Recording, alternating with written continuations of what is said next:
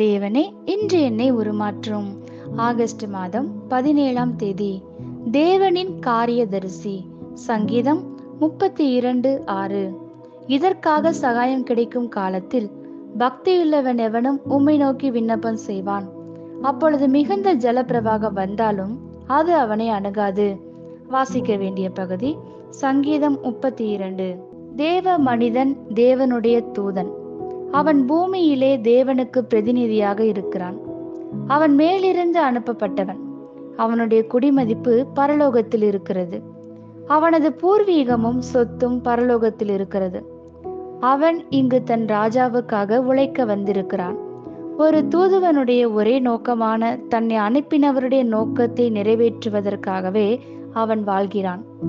பரலோகத்திற்கும் பூலோகத்திற்கும் இடையே உறவை உண்டு பண்ணி அதன் மூலம் தேவனது ராஜ்யத்தை நிறுவ அவன் விரும்புகிறான். தேவ மனிதன் தேவனுடைய காலங்களையும் நேரங்களையும் அறிந்திருக்கிறான். தேவனை எப்பொழுதும் கண்டு கொள்ள முடியும் என்பதை அறிந்திருக்கிறான். உண்மையில் தேவனுடைய அந்தரங்க காரியதரிசியாகவும் பூமிக்குரிய திட்டங்களை அடங்கிய தேவனுடைய நாட்காட்டியை அவன் வைத்திருக்கிறவன்.